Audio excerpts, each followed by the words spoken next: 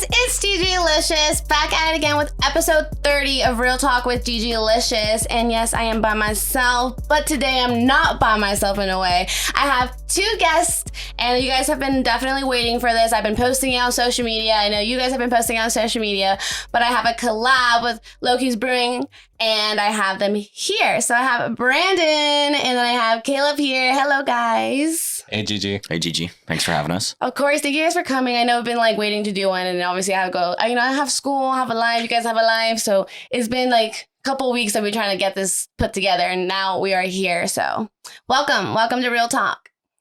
So obviously we have my collab with you guys, and we're going to be talking about beer. So all you beer freaks or everyone that loves IPAs and all that stuff, even stouts. I'm not a stout fan, but anyone, we got practically the masterminds over here. They know everything about it. There'll be times where they're kind of talking, and I'm just like, well, what the hell are you guys talking about? And that's probably going to be most of you guys, but that's why they're here to explain everything, But I'm going to let you guys introduce yourselves. Hello, Brandon, I'll start with you. How are you? How old are you? All that stuff, what you do before, other than helping Caleb and all that stuff with brewing beers and stuff. So little bio of yourself. Cool. Well, I'm from Santa Barbara originally. Been living here for pretty much my whole life. I'm 25. Been working 50, 60-hour weeks for the last few years of my life, just kind of grinding away. I work. I'm a facilities technician at LinkedIn primarily, and then I work at a bar on the weekends. Outside of that, spent a lot of time with Caleb and brewing the beers and doing all that kind of stuff. Yeah. Alrighty, so that's Brandon for you guys. Caleb, you're on. My name's Caleb. Originally from Daphne, Alabama.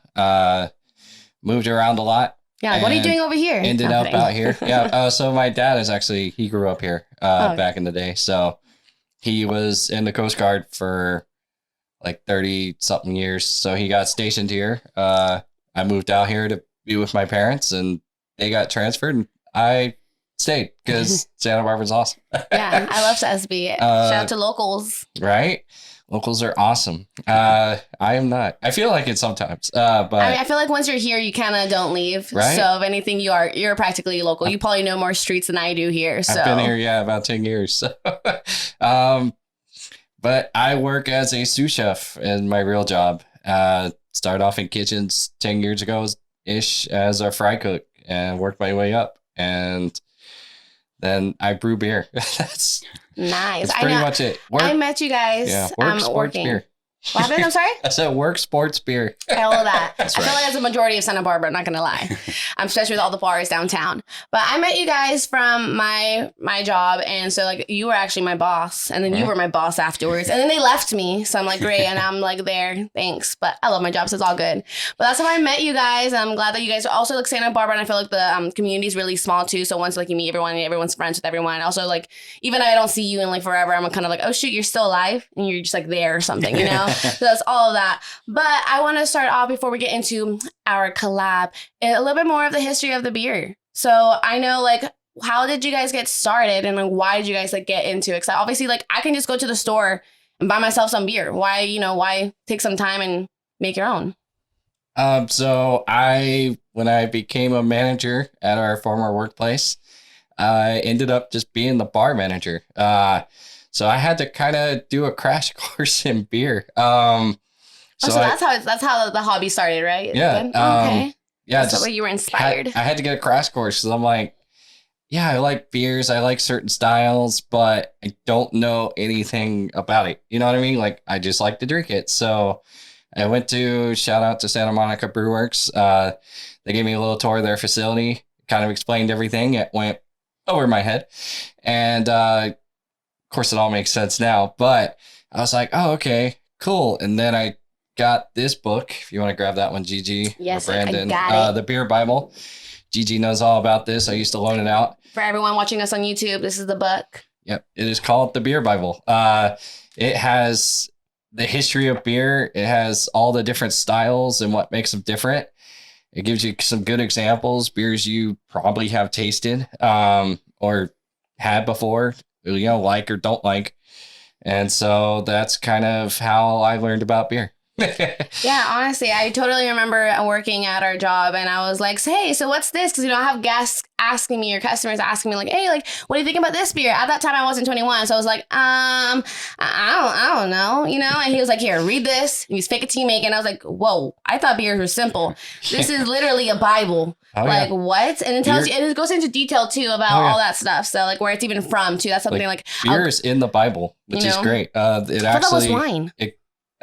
So it's a fermented beverage, but basically the Egyptians gave it to their slaves to prevent rebellion. They called it gruel, I think, and it was basically fermented wheat, and they let them drink as much as they could at night. And I mean, it's basically what we would call a lager now. It was a lower alcohol percentage, but it was less than wine, but more than water. So, and back in the day, beer was actually the cleanest way to drink because water hasn't always been as safe, but you always have had to boil the water to make beer. That's right. So we've always been alcoholics practically. Yep. Since day one. Actually, so pre-prohibition, beers were, I mean, there's still a lot now, but like PBRs are like 3.2%, and there were 3.2% laws in the country that actually have started getting changed in the last, I'd say, 50 years with the advent of craft beer brewing.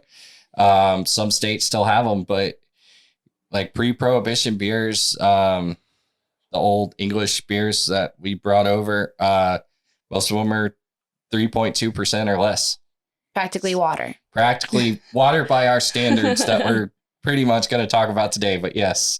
Yeah, having that low of a percentage really controlled production into just a few different companies. And I think it's like probably like the last, 20, 25 years that the craft beer revolution has kind of taken off. I'd say mid 70s. So we're at about the last 50 years now. Right. I don't know how time flies, but I mean, I know some of the first companies were Sierra Nevada, Carl Strauss, Goose Island kind of came around after that in the early 80s. But yeah, those are like the godfathers, and they pretty much all started off as homebrewers. Mm-hmm. Okay. How about you? What got you hooked on like beers? I mean, I'm pretty sure you've always been an alcoholic like me, but no, I'm kidding.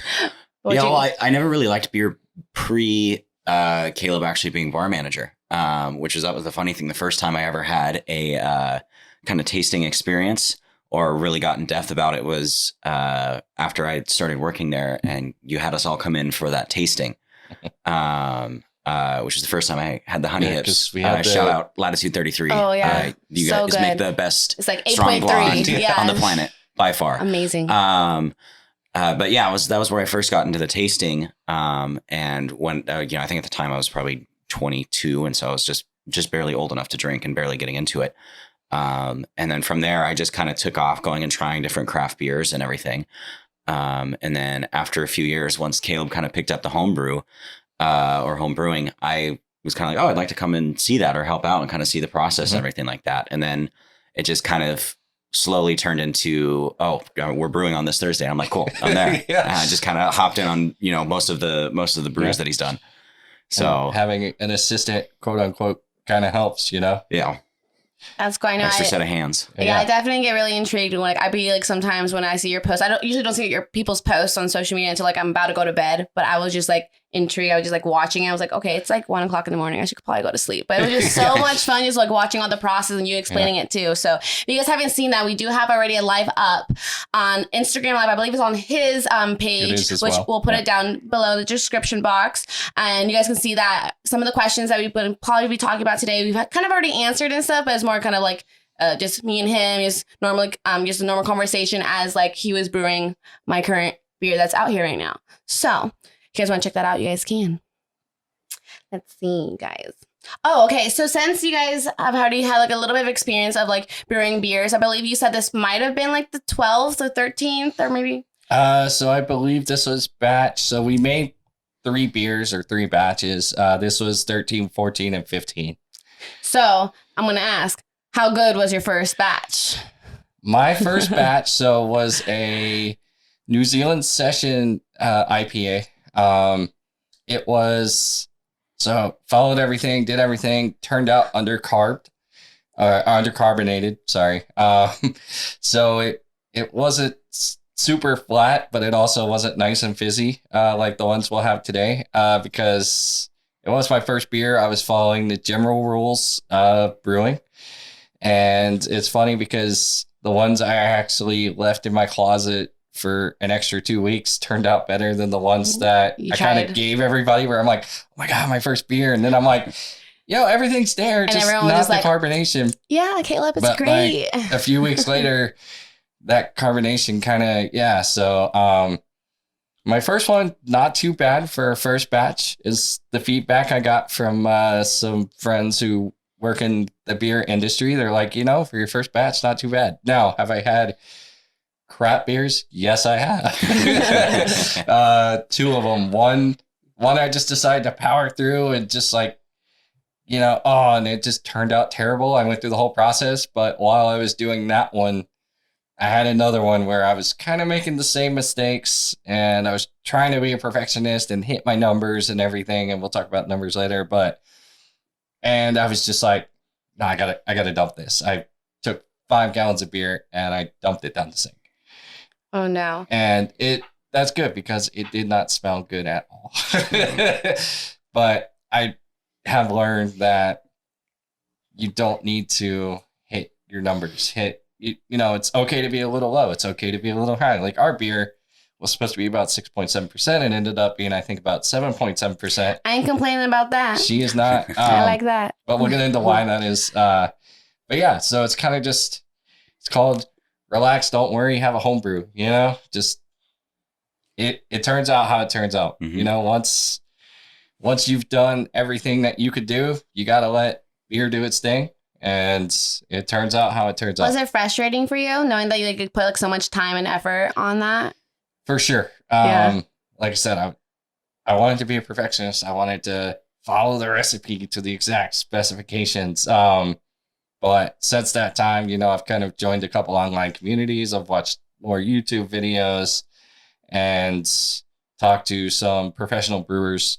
And they're just like, yeah, man, like sometimes, stuff happens and you just got to let beer be beer. It matters of its own. But since we're talking about like beginning of it, how was it, starting it? Because I know a lot of people that I've heard are kind of like, I'm down to like brew my own beer, but like, is it going to be obviously the time?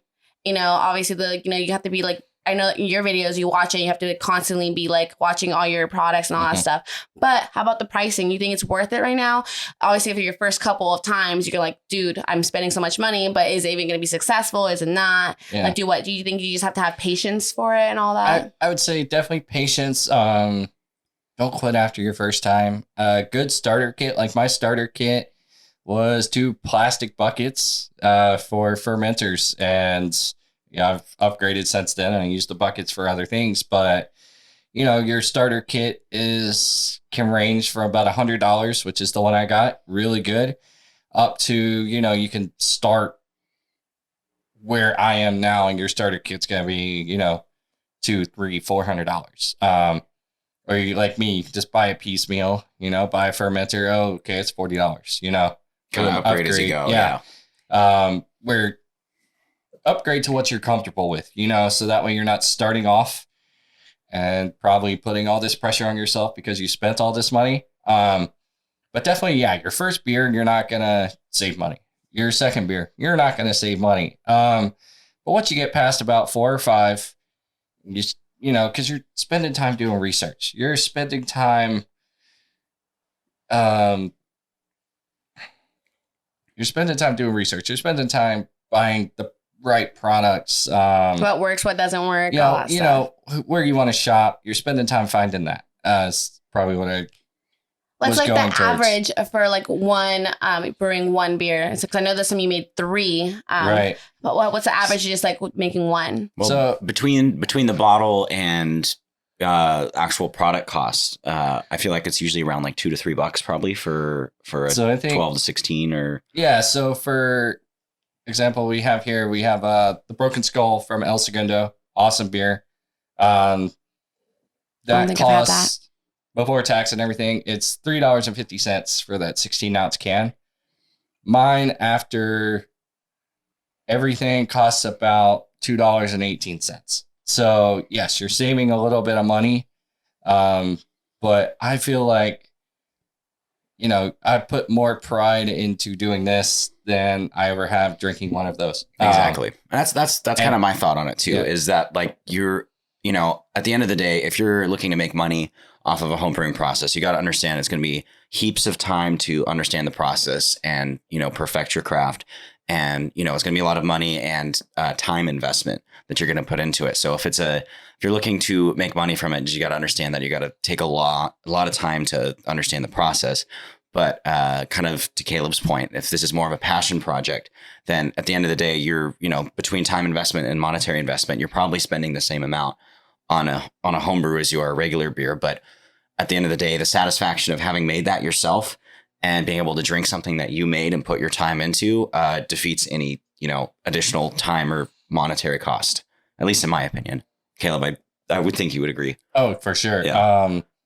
But I think probably the answer Chi-Chi's looking for, product-wise, I'd say, depending on what you use, it costs about, I'd say, between $50 to $60, $70 a beer in product. Obviously, if you have more hops, it's going to cost more money. If you have a more expensive yeast, it's going to cost a little bit more. But that 50 to 60 range, so like ours, for example, I think was about $11 per bottled gallon, which, as we can agree, is a great price. Mm-hmm. So $11 per gallon works out to probably about $1.15 for a 16 ounce for a pint, ish, if my math is right. Yeah, somewhere around there, pretty close. Don't ask me, I suck at math. Yeah. It's funny because I looked it up before. But yeah, so I mean, and with the bottles cost about $1. But like I said, yeah, you're putting in your time, your free time, which for me, this is a day off activity. It's your hobby. I'm not going to do anything. I'm going to brew a beer. I'll text Brandon. I'll be like, hey, so brew day Thursday. It'll be like, I'm there. Yeah. A nice pastime. Probably would have, I usually start before he gets there, just setting everything up and usually getting it going. And, but yeah, it's hard work, but again, it's kind of like, it's a passion. Yeah. Mm-hmm. How long do you think that it takes for the beer to process? I mean, 'cause I know, I think the minimum I heard was like 4 weeks, but it can take up to like 2 months. So 4 weeks is your base standard for your average beer. So like ours, we brewed on a Thursday. It sat in the fermenter for 2 weeks. And then we bottled it 2 weeks later. We bottled it after that 2 weeks. And then it sat in my garage in a nice cold, dark place for 2 weeks. And then I put it in the fridge. So yeah, about a month. But yes, if you're doing bigger beers, like you're doing a Russian Imperial Stout or you're doing something like that, you would transfer it from what's called the primary fermentation to a secondary fermentation, just to kind of get all the gunk and stuff. We'll talk about that later, out of it. And that it can sit there just like getting a body, getting its flavors. Or you can add flavors. Like you can add if you don't have obviously an oak barrel for bourbon barrel aged beer, you can add oak cubes soaked in bourbon and that flavor will impart. Or if you wanted to add chocolate, if you wanted to add that's whatever, so exciting. Yeah. It would just gain that flavor over that time. So yes, you can we're planning on doing a Baltic porter here, and it's going to sit in primary fermentation for 2 weeks, and then it'll probably sit in secondary fermentation for 2 weeks, and then it'll sit in the bottle for 2 weeks. So it'll take a month and a half ish. And it's not all, 2 weeks here, 2 weeks here, whatever. Like, yeah, sometimes bottles that sit in the closet for an extra 3 days taste a little better, That's why when we had talked last week, I was like, oh, we're trying it out. We're trying the carbonation today just to kind of see where we're at. So I'm not going to call it waste product because we did drink it, but you're you're gonna waste some product on testing. Almost like baking. You call it a baker's dozen because you make 13 and you pull one out when it's almost done. You check it. It's kind of the same with home brewing. And even the big beer companies do that. They'll take samples right off those giant fermenters you see, like at Night Lizard or Cruiser or whatever. They have little spigots. They'll take it out. They'll test it. They'll be like, cool, it's good to get kegged. Be served. Yeah. Yeah, your 5-gallon home brew turns into like a 4.5-gallon home brew just through a little bit of waste and a little bit of taste testing and all that. And evaporation. Sure. Right, and evaporation. Science. Yep. What's that line for Breaking Bad? Science, bitches. I love Breaking Bad, but I can't quote it. I can't quote that. Yeah. I mean. Love you, Jesse, though. Aaron Paul's amazing. But yeah, it's a science. I mean, it's this, it's home brewing science. So before we start recording, I asked him, I'm like, I'm about to drink my beer, but I don't even know, like, I'm on a diet. How much calories is on here? He was like, oh, I got an app for that. So how do we find out, like, for example, like the ones that I'm trying, how many calories are in these that are usually on the ones that you brew? So an IPA has a bigger, so obviously calories come from grains and stuff like that. Beer is brewed with grains. So IPAs, have a bigger grain build. So they're going to have a few more calories than, say, a lighter beer. So, if we brewed a lager, it has a lighter grain bill, it would have fewer calories. So yours, I believe it had about 219, 220 calories per 12 ounces. And this size bottle that we have in front of us is a 24? 22. 22. It's called a bomber. Don't know why. I guess because you get bombed when you drink it. I don't. Yeah, that's just one of the brewing terms, one of the beer terms. You have 12-ounce cans. You have 16-ounce tall boys. You have 22-ounce bombers. So why'd you guys decide to do instead of can ones like this one right here over the bottled? You think it just tastes so better? Home brewing, obviously, when you want to carbonate, you're either going to keg or you're going to bottle for home brewing. Canning's more for the professionals because it takes a lot of money to can. And even if you go to like a local brewery and you get like what are the cans called? A crowler. Yeah, crowlers. Yeah. You get a crowler.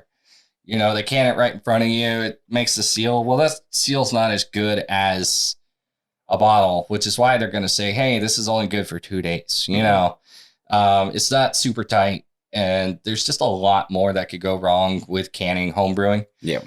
You need the really big industrial equipment for it. That's where the expense comes from, is having the big equipment to it. That's one of those scale ups where it's like, oh, why don't you start your own brewery? It's like, because you're going to spend millions of dollars in new equipment. Yeah, right. And for the bigger companies, it is. And at the end of the day, it does end up being cheaper to can. But, after 1 or 2 million beers sold in cans, then you make your money back on the canner that you bought. And it's also, when I go home to Alabama, I go to the grocery store, they'll have Sierra Nevada, they'll have Lagunitas, but they'll have it in a bottle.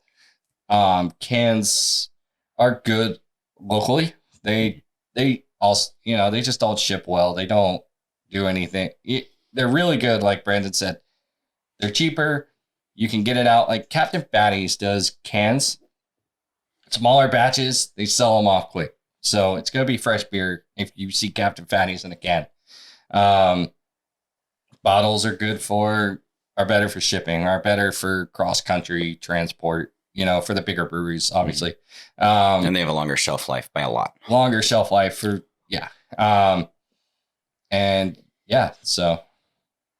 How long do you think that these were for, like, shelf life? Like a couple months, a year? About 6 months. I've read some stories of guys just forgetting bottles in the back of their garage or wherever for a couple of years. They taste it and they're like, wow, it still tastes like beer. So storage. You want to keep glass bottles in a cool, dark place while they're getting their carbonation, but pretty much it's never going to be over carbonated. It's going to get to where it gets to and it's going to stop. But you could keep it in your fridge for, about 6 months or so.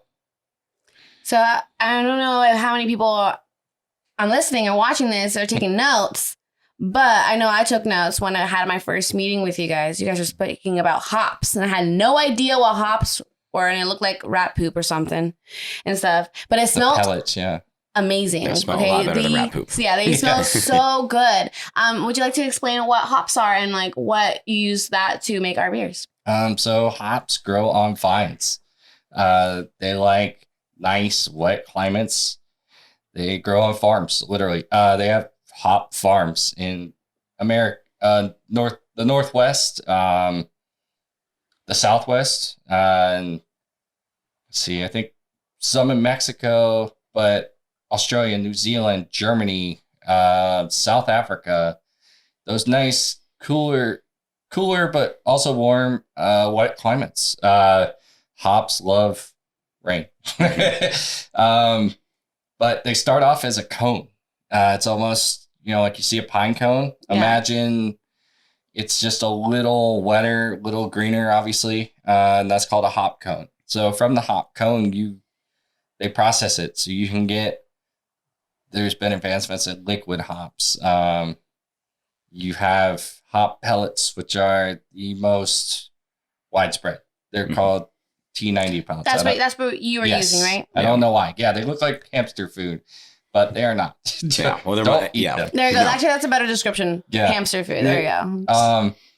Is what they look like. Why have you guys tried one? Is it horrible? No. I don't know. Brandon's looking a little guilty. Like, I don't know. I tried a little bit. I thought about it. I never You get a little close in the nose and you're just like, oh no. Yeah, it's very highly concentrated. Yeah. But that's different hops grown in different places impart different flavors. So a lot of like the Australian, New Zealand hops can give off like a spicy or fruity flavor depending on its lineage, where it grows, what kind of hop it is. Some hops give off different. So like, for example, our Topaz hop that we used in our beer is an Australian hop. And if you put it in the boil, it gives off like a spicy, kind of almost mentholy flavor. But if you add it late additions or dry hopping, it gives off a citrus flavor. So depending on, the hops have oils in them. So depending on when you use it is how those oils impart themselves onto the beer. So some hops have low amounts of oil. So you can put them in earlier in the boil and they won't impart a lot of IBUs, bitterness to your beer. And ones that have higher oils, like the ones we used, you can put lower amounts in earlier, or you could put, higher amounts in later, and they won't to get kind of the bitterness you're looking for, the flavor. But yeah, like I said, hops are now grown all over the world. There's so many. There used to be probably like a dozen hops, but now I'd say we're probably close to like 100 different hops. That are they all easy to find? No. But for example, I had a customer come into a place where he used to work, and we had a beer. It's called the Nelson Ipa from Duet, I believe.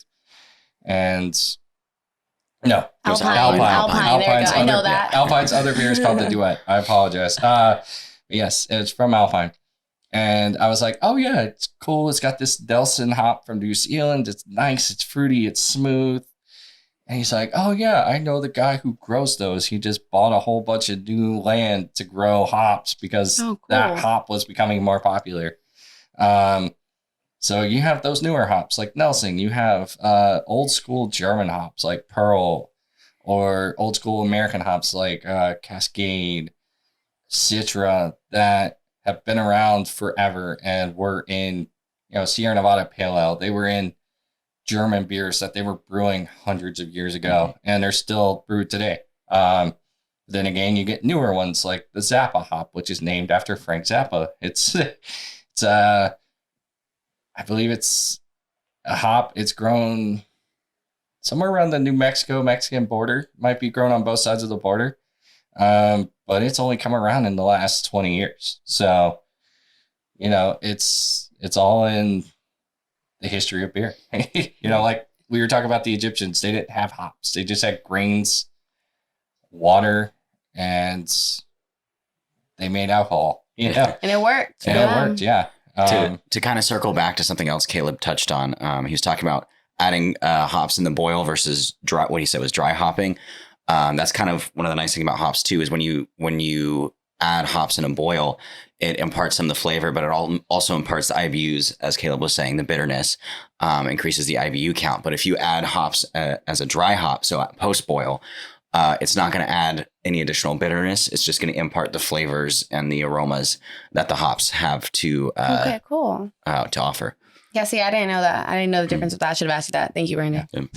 So like West Coast beers have a lot of your classic American hops, Cascade, Citra, Mosaic. Those are super what we would call hoppy in the beer biz. Very dank. Hoppy, I mean, I'm pretty sure for my listeners, they're kind of like, I don't know, like what's a Corona? Is that like a hoppy beer? Like what's like a hoppy, like so they can kind of like you know. Stone's IPA. So, okay, more like IPA, right? Yeah. More, IPAs in general are much more, like I said, especially Stone. Hoppy, that is a dank beer. But I love that's IPAs. also the hops they use in part. So like you could take out one hop and you get something from Sierra Nevada that, okay, it doesn't impart that dankness, but maybe it has like a piney taste to it, a woody taste, if you will, like pine needles.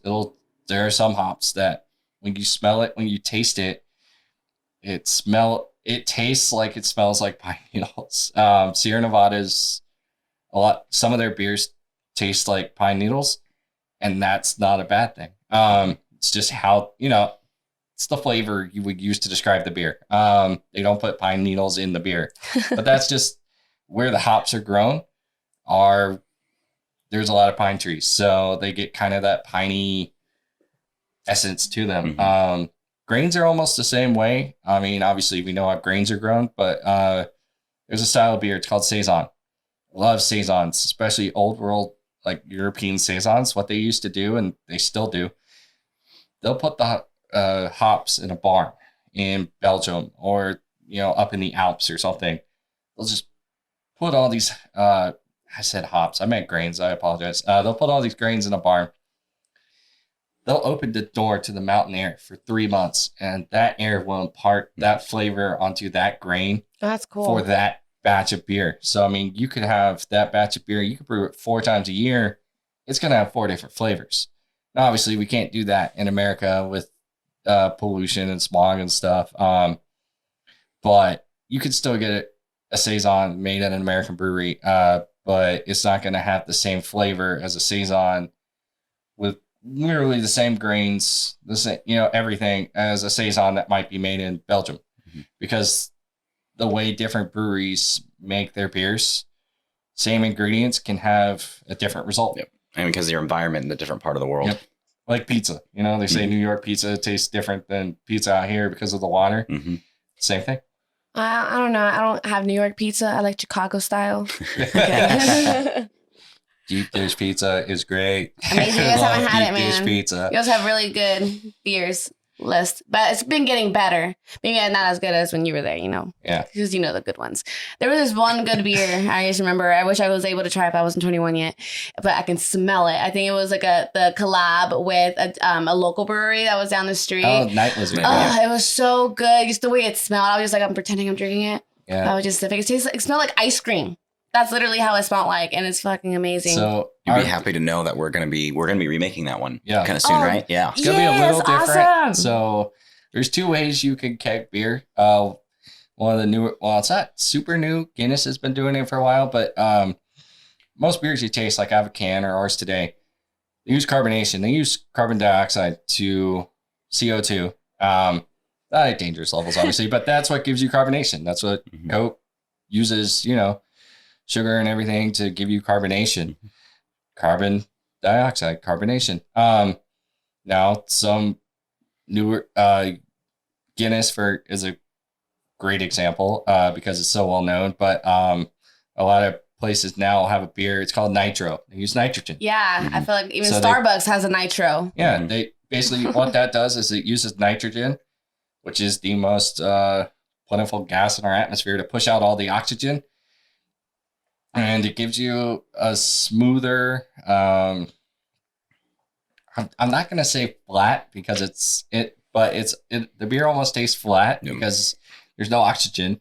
But you'll get more of the base flavors of the beer, which is why you don't see a lot of IPAs on nitro. Right. And why you see a lot of stouts and porters on it, because that's what has the most rich flavors. And so you get more of the grain flavors. You get that maltiness from the grains and malts. So that's why, like, you could taste a Guinness next to a stout that maybe was on a regular beer tap, and you'll get, kind of the same underlying tones, but Guinness will definitely be more malt forward.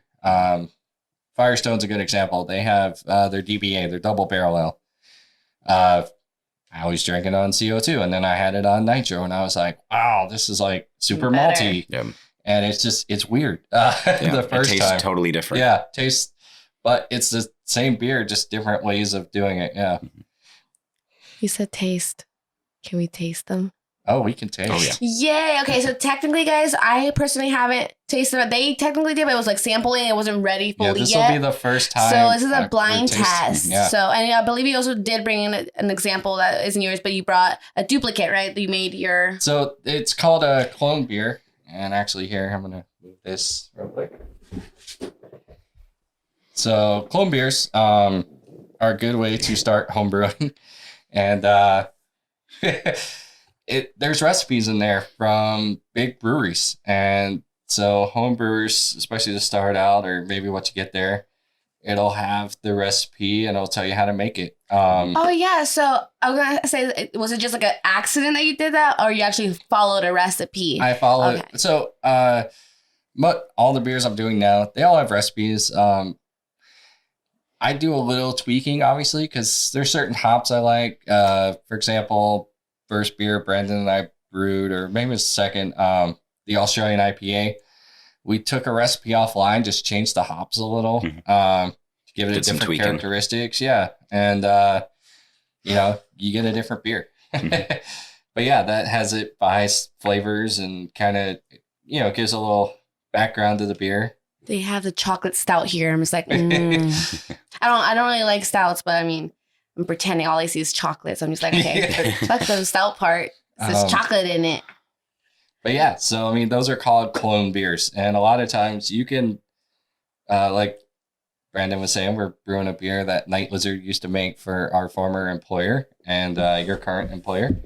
And I contacted the brewer, who I have in my phone, but I was like, hey, can you point me in the right direction, or can you help me with the recipe? And he's like, here's the recipe. Like, you can call up, like, there's a bunch of like homebrewing clubs, and they'll call up Stone and be like, hey, would you be willing to share the recipe for maybe this one-off beer, or maybe one of your classic beers? And because a lot of professional brewers started off as home brewers. I mean, you got to start somewhere. You don't just start in the major leagues. You got to go through the minors first. You don't start off playing in the NFL. Is Stone a local beer? Stone is Stone's close to San Diego. Okay. So yes, still Cali local. beer. Yeah, I consider local anything from San Diego to San Francisco. That little circle. You could draw a 5-hour circle. That's local for me. I'm like, if they could. A little bit of Central Coast, a little bit of the West Coast. If they could keg it this morning and get it to my restaurant this afternoon, then yeah, that's pretty local. Enough, yeah. Now, can I take my car to there and pick up a keg? No, but that's called hyper local. Like Captain Fatty's would be hyper local to or us. M Special. M Special. Shout out M Special. You guys are my fave. Yeah. That grapefruit IPA, man. G-Town. Oh, wait, no. G-Town. The G-Town, but also what's that? They have an orange one too. What's it? Sabato Tarde. It's tangerine. Oh, tangerine. Yeah, that's their what it big is. seller. That one's bomb. That's their You big guys seller. are doing a good job. We love M Special. We love all our local You guys are the breweries. reasons why I get a lot of Ubers coming back from downtown. Let's crack ours open and we can kind of go through the process and taste it. You got it. Okay, so you guys are watching us on YouTube. this is the logo that we came up with. Obviously, it does have the Real Talk with Gigilicious logo, but also has their name on here. Look at Kick-Ass Brewing Presents, which is not the whole thing, but you know. But this is technically Citrulicious, right? And Southern Hemisphere IPA. And it's really cold, so I'm excited. And we refer to it. And I also don't know if it's a twist off or not. Okay, it's not. Oh, no. We got to crimp. You got to crimp the bottles. Twist offs, again, are more for your domestic beers with giant production lines. But yeah, we refer to it as, we decided to call it the Southern Hemisphere IPA because it uses all Southern Hemisphere hops from New Zealand and Australia. How did you decide which ones you were going to use for this beer specifically? So I had a couple hops still kind of in my freezer, which is how you should store them. But you know, kind of just in talking to you, you're like, oh, I kind of want a citrusy beer. I kind of want a fruity beer. So it's like, okay, well, let me see what I have. Maybe, you know, what we can do. And, you know, the nice Southern Hemisphere It looks theme. beautiful. Yeah, the color so is amazing. That's what the 2 weeks in bottles does. When it goes into the bottle, it's sort of clear, but so for homebrew, you don't want to pour the entire bottle like you would a professional beer, because it still does have some yeast and whatnot in there, and so it's all in the crash bottom. to the bottom. Yeah, so if you pour it, your last little bit's going to be nice and cloudy, but yeah, It smells it's really actually good. looked like it turned out really good. Yeah, it looks really but pretty. obviously, I mean, you see it's opaque, it's not super clear, Not clear. Yeah. but it's not cloudy, which But is also, nice. yeah, I feel like a lot of IPAs do look like this in general. Yeah. So our beer would be a good example of using different hops for different things. So it's got a nice floral nose, It's like amazing. like a nice flower smell, floral, and hopefully it should have a nice citrusy taste. Cheers, you guys. Cheers, guys. Trying our beer. It's nice. Good carbonation, nice. Mm-hmm. Yeah, definitely getting a nice kind of orangey, citrusy taste to it. Yep. That would be mostly our topaz hops there, for sure. I'm gonna say, I wish I can describe the taste, but you're doing it way better. You're like, yeah, citrusy, flowery, floral. And it's like, you know what? My words are just kind of like, it's bomb. It's good. Some This is beers- really nice. Yeah. Oh, I'm so excited for this. This is the beer, you guys, and I'm really excited. Thank you, you guys, I for definitely was too. working Yeah. on this. But yeah, you taste like that bubbly feeling. That's your carbonation. And so if it was nitro, also a cool thing too. So you get these nice bubbles and everything. Yeah, I was gonna from ask, so, like- carbonation. So nitro beers have a foamy head, like Guinness, for example. And so that foam will actually stay the entire time. While you're drinking it. But you know, like they say, foam is 80% beer. So this might be a blonde question because I have my blonde moments. But obviously, you know, I know how to pour draft beers, and obviously there's some where it's like very foamy, and then where it's parts where it's not foamy at all. So like, how does that look right now? Like, I'm pretty sure in the bottle, as you can see in the other one, there's no foam in it. But once we open it, it's very foamy when we pour it out. Like, why does that happen? So what? When you're pouring a beer, like you're at a bar and you're pouring a beer, you're typically buying kegs that are going to be from, or you're probably almost entirely buying kegs that are going to be from major distributors. So all of these kegs are going to be, you know, down to the T, down to the very, you know, they're going to be exactly what they are. And if it comes out foamy, there could be a number of reasons. There could be an issue with the tap. There could be an issue with the line going to the back, like it just needs to be cleaned. Or someone might have just hooked up the keg or accidentally kicked it in the back and foamed it up a little bit in there. Okay. So it Or, varies. the beer is pouring at too high of a pressure. That too. Yeah, and it just needs to be tweaked. Just the line needs to be So tweaked. that's why just kind of like wines, you have to like tilt it a certain way and pour it a certain way. So is that what Right. it is? Air. I mean, obviously, when we opened that, it didn't overcarb, which is nice. If this was overcarbed, It would be pouring everywhere right now. yeah, we had a beer. I mean, I overcarved the crap out of it. I mean, you opened it and it just the foam Exploded. didn't shoot up. No, I haven't gotten any bottle bombs yet. Thank God. That's what they call it in the homebrewing industry when you overcarb a beer and the bottle explodes. It's called a bottle bomb. That's bad. But when you introduce air to carbonation, it creates those bubbles because carbon dioxide obviously wants to get out. And so that's what happens. And when you disrupt the beer, so like if you're just pouring the beer into the bottom of the glass and it slosh around like water, when you disrupt the beer, it causes it to get more oxygen and kind of foam up even more. Hence why you got to pour it kind of on the side of the glass and let it run down. Right, for all those like wannabe bartenders, learn how to pour beer right. Okay, I've had guests be like, "Honey, can you re-pour mine?" I'm like, "Shoot, you were watching me pour it." Okay, like damn. But don't give out beers with 50% foam. No one's gonna like that. No, I know. I do see a lot of people We're looking at you, brewery. that literally like give someone a beer. It's like this much foam. I'm just like, dude, what? Didn't give him a mustache drinking that. So we are getting. It is 45 minutes so far. So I wanted to make sure that you guys had anything else that you would like to mention to the listeners. Obviously, because I'm pretty sure you're going to have a lot of your followers come and visit on YouTube or listen on Spotify and Apple and all that. But is there anything else that you guys want to like, elaborate on more and all that before we let you guys go? I'm sorry. So one thing we wanted to get to here, obviously follow the social media. It's Loki's _kickass _ brewing. It'll be listed below too. Yep, it'll be listed below. And if you're looking into getting into home brewing, this book is amazing. The Joy of Home Brewing. So they call it the Home Brewer's Bible. If you watch any home brewers on YouTube, this usually gets mentioned in the first few videos. Any book you read on home brewing probably mentions this book. This is what got me into, this helped with me in home brewing. It goes through how to brew, all the equipment, all the fun stuff that, you need to homebrew. This will tell you about it.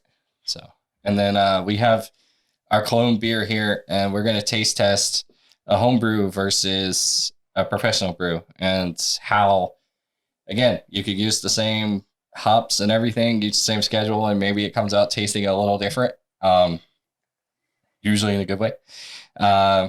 And yeah, so, and then any more questions for us while I set this up?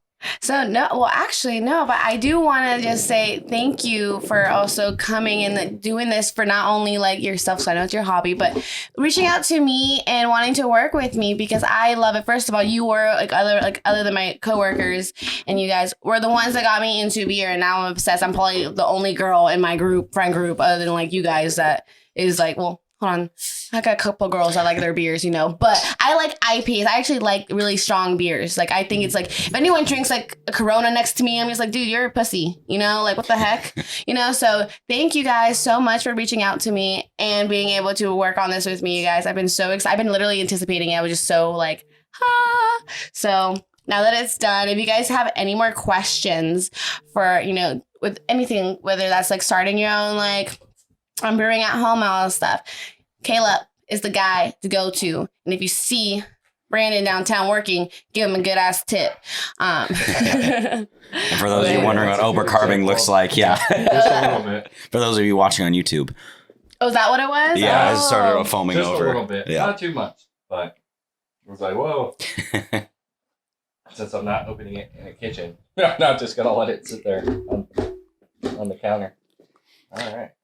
And since he doesn't have his mic next to him, how long has this one been brewing for? Or how long did you guys get this? So we brewed this at the same time as we brewed our collab beer. Cool. So we did 3 batches at the same time, and this was one of the 3 that we did. Oh, cool. So it was ready and has been around for the same amount of time. Okay, so off the bat, I can already see the difference of the color. Mm-hmm. Yeah, homebrew tends to be a little foggier as well. Because you don't have the proper things to filter it, right? Correct. Okay, so which one do you recommend us tasting first? The original or the... Let's go with the original, and then we can talk about the differences. Okay, before we let chickens go. Cheers, you guys. Cheers, guys. And this one is Broken Skull. I don't think I've ever had it, actually. It's El Segundo Brewing Broken Skull IPA. Shout out El Segundo and Stone Cold Steve Austin. This is a beer they did with him, and he actually, I think on the Dale Jr. download, if you search it, he talks about how the process of doing this beer. So kind of like how we almost did yours, but a little bit more intense, obviously.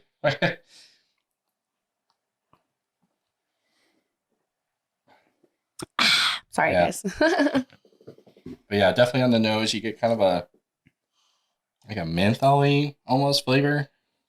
We get some deep floral notes for sure. But this is referred to as a working man's IPA. It's not too hoppy. It's not too smooth. It's a nice example of an IPA. Very well balanced. And what's the percentage on this one? I believe it's 6.7. 6.7, and then ours, I believe, turned out to about 7 even. Oh, cool. So, again, little happy accidents, different yeast. Did use a different yeast. So, off the bat, I've noticed, obviously, I don't know how you guys speak differently about this with me, but that one, it's stronger of a smell. Like, I can smell more of the, like, hops in a way. That makes sense. Mm-hmm. I don't know if it makes sense to you guys. Agreed. No, you're right on the money with that.